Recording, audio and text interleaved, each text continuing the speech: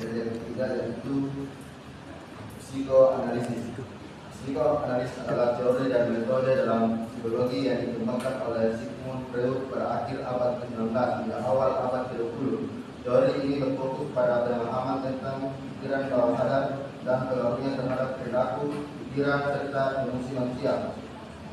Freud mengembangkan psikoanalisis sebagai pendekatan untuk menganalisis pengalaman masa kecil dan konflik batin yang dianggap mempengaruhi perilaku individu dewasa. Berikut adalah penjelasan lengkap tentang psikoanalisis. Pertama, latar belakang psikoanalisis.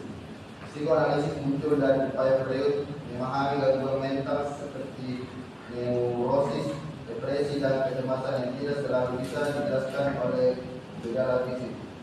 Dengan menggali pengalaman pasien, terutama trauma masa kecil dan peristiwa penting dalam kehidupan awal mereka, Freud berusaha menjelaskan bahwa pikiran bawah sadar memiliki peran besar dalam membentuk kepribadian dan perilaku.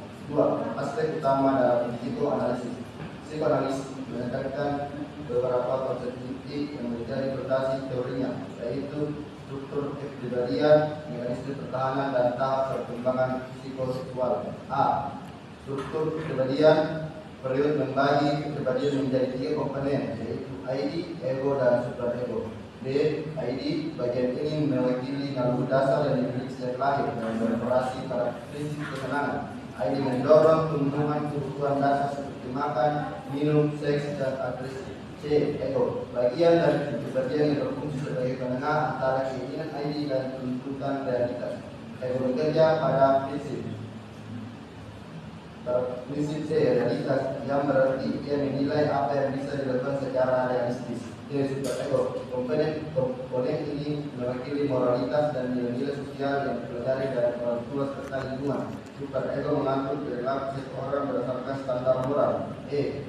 Mekanisme pertahanan untuk melindungi ego dari kecemasan akibat konflik antara ID, ego, dan superego. Manusia mengembangkan seperti berbagai mekanisme pertahanan seperti represi, menekan ingatan atau pikiran yang tidak menyenangkan ke bawah sadar. B. Denial atau penolakan, menolak untuk mengakui realitas atau perasaan tertentu. A. Proyeksi, menyalahkan orang lain atas perasaan yang sebenarnya dimiliki diri sendiri. I. Rasionalisasi, menciptakan alasan atau pembenaran untuk perilaku yang tidak dapat diterima. C. Sublimasi, mengalihkan dorongan atau keinginan yang tidak dapat diterima ke aktivitas yang lebih diterima secara sosial. K. Tahap perkembangan psikoseksual. Freud meyakini bahwa pengalaman di masa kanak-kanak memiliki pengaruh besar terhadap kepribadian seseorang. Menurut Freud, perkembangan psikoseksual dibagi menjadi 5 tahap. Yang pertama, tahap oral, 0 sampai 1 tahun, bayi mendapatkan kesenangan melalui mulut seperti menyisap dan makan. Tahap anal, 1 sampai 3 tahun, anak belajar mengendalikan tubuh, khususnya terkait buang air besar. Ketiga, tahap palis, 3 sampai 6 tahun, anak mulai merasakan ketertarikan pada orang tua lawan jenis yang dikenal sebagai kompleks Oedipus untuk anak laki atau kompleks Electra untuk anak perempuan. Yang keempat, tahap atensi, 6 tahun hingga pubertas. Dorongan seksual ditekan dan perhatian beralih pada keterampilan sosial serta aktivitas non seksual. Yang keenam, tahap digital, yaitu pubertas hingga dewasa, fokus pada ketertarikan seksual yang matang dan sehat. Yang ketiga, metode dalam psikoanalisis. Freud menggunakan berbagai metode untuk menggali alam bawah sadar dan memahami konflik batin individu. Beberapa metode utama dalam psikoanalisis adalah yang pertama, asosiasi bebas, yaitu pasien diminta untuk berbicara tentang apapun yang terlintas dalam pikiran tanpa menahan diri atau mendeteksi.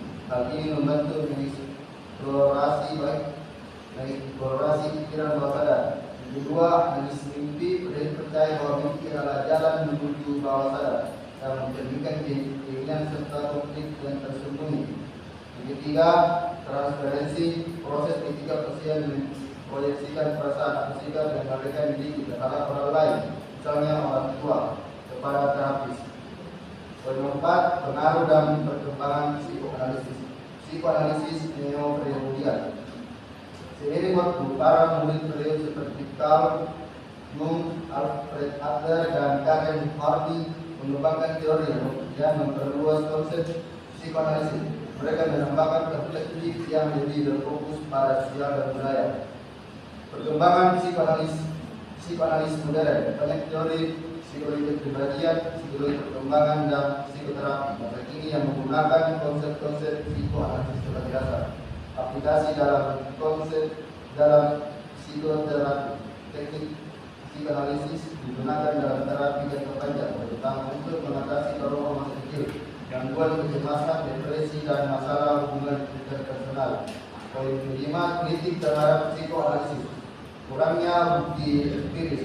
Kritik utama terhadap psikoanalisis adalah kesulitan dalam menguji teorinya secara ilmiah karena banyak konsepnya sulit diukur atau studi.